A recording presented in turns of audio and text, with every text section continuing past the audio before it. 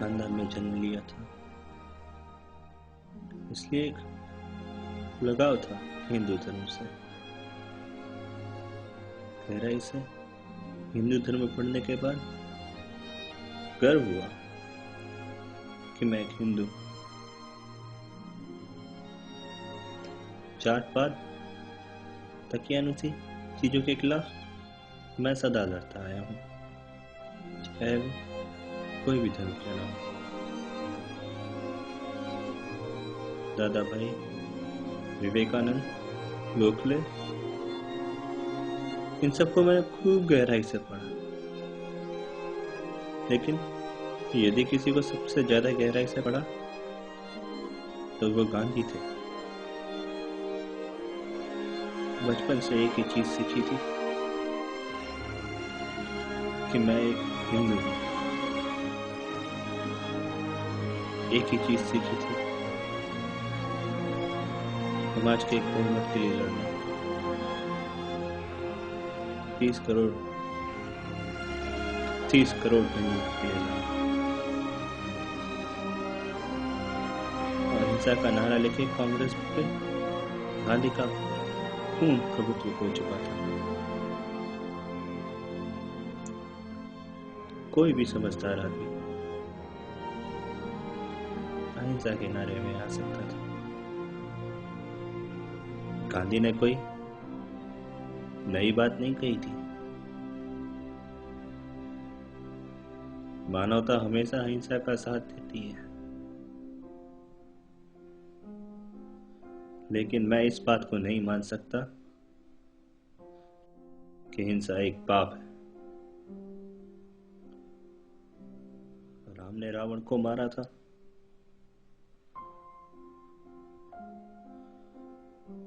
कृष्ण ने कंस को मारा था।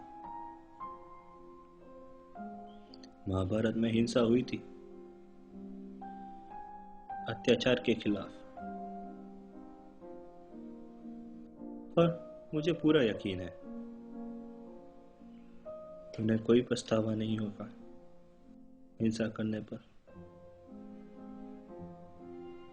नजदीकी इतिहास में भी शिवाजी लड़े थे अफजल खान को भगाने के लिए। गुरु गोविंद सिंह, राणा प्रताप, ये सब लड़े थे। सबको गर्व था, किसी ने कुछ गलत नहीं किया था।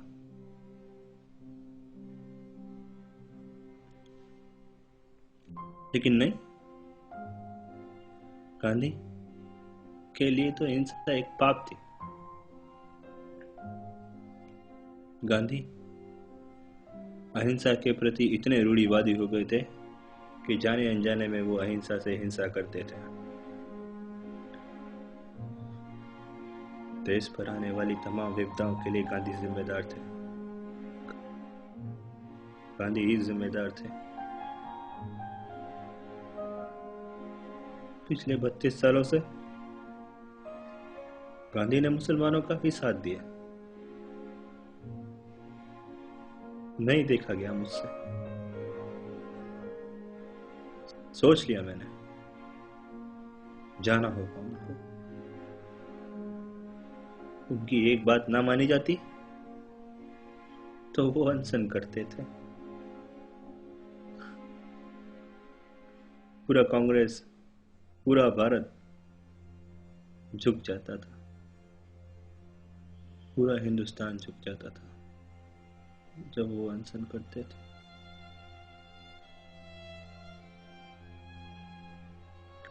गांधी मानते थे सत्याग्रह की हार नहीं होती,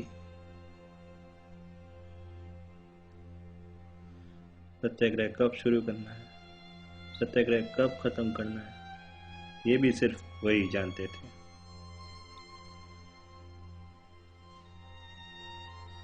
सत्याग्रह की परिभाषा भी सिर्फ गांधी को ही पता थी।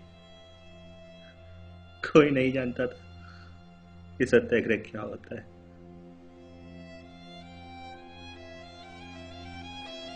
कोई गांधी के खिलाफ नहीं जाता था, कोई नहीं।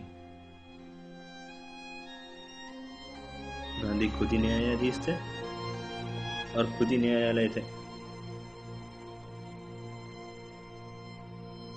देश पर आने वाली तमाम विपदाओं के लिए गांधी अकेले जिम्मेदार थे। सिर्फ गांधी जिम्मेदार थे।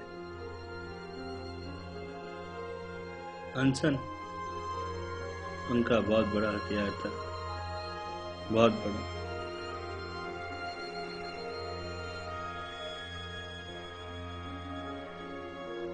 मुस्लिम लीग का इतना प्रभुत्व बढ़ गया था, कराची से बंगाल तक लाखों हिंदू मारे जा रहे थे। गांधी कभी उनके लिए अनशन पर नहीं बैठे, कभी नहीं। कैसे भूलूं मैं जब उन कुछ शरणार्थियों के लिए गांधी अनशन पर बैठ गए थे, जब दिल्ली की मस्जिद में शरण लिए थे।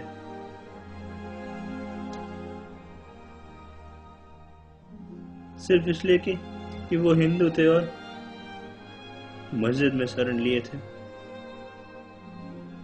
गांधी कभी हिंदुओं के लिए अनशन पर नहीं बैठे। कैसे भूलूंगा। गांधी खुद जानते थे कि हिंदी हमारी राष्ट्रभाषा है। वो खुद प्रचार करते थे। मुसलमानों को मंजूर नहीं था, विरोध किया उन्होंने कहा हिंदुस्तानी हमारी राष्ट्रभाषा होनी चाहिए।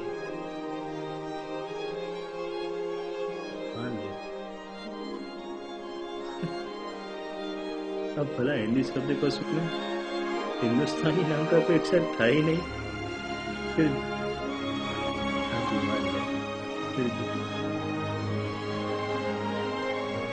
गांधी जानते थे कि वो गलत कर रहे हैं, बार बार हिंदुओं के साथ गलत कर रहे हैं। नहीं देखा जाता था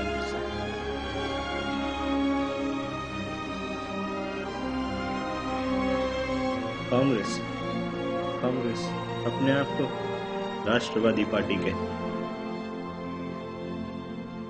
एक बार मुस्लिम लीग सरकार गिरा चुकी थी और कांग्रेस समझ चुकी थी कि पाकिस्तान बनेगा। जिन्ना के सामने कांग्रेस ने घुटने टेक दिए थे। 30 जून 1948, 30 जून 1948 ये वो दिन था जब हमें आजादी मिलनी थी।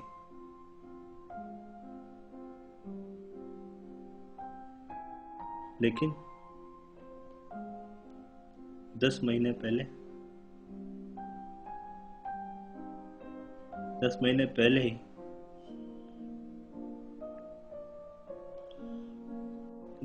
पहले ही 15 अगस्त 1947 के दिन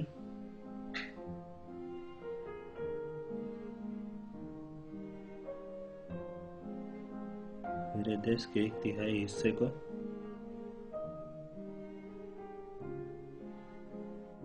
विदेश बना दिया गया।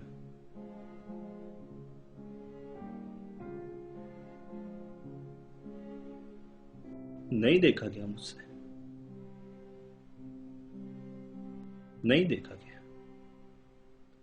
और sir Lord viceroy Mountbatten Congress के लिए सबसे महान वाइसरॉय बन गए। देश को 1/3 हिस्से में बांटने के बाद वो उन्हें सबसे महान वाइसरॉय कहते हैं। नहीं देखा क्या उससे।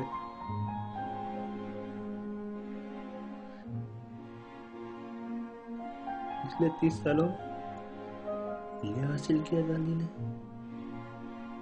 बांट दिया देश को। नेहरू के सामने दस्तखत हुए, गांधी जिम्मेदार थे देश के बंटवारे के लिए। गांधी जिम्मेदार थे देश के बंटवारे के लिए।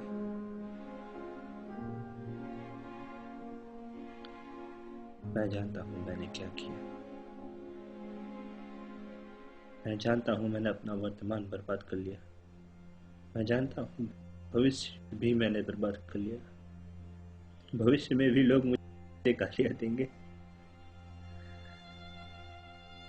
मुझ पे कोई रहम नहीं करो। मुझे कोई गिला नहीं, कोई अफसोस नहीं, क्योंकि मेरे को इतना पता है गांधी मेरे देश के राष्ट्रपिता है ही नहीं। उन्होंने पाकिस्तान को जन्म दिया। वो पाकिस्तान के राष्ट्रपिता है। और कोई शख्सियत, कोई भी शख्सियत, चाहे वो गांधी ही क्यों ना हो, मुल्क से बड़ी नहीं हो सकती। नहीं हो सकती। नहीं हो सकती।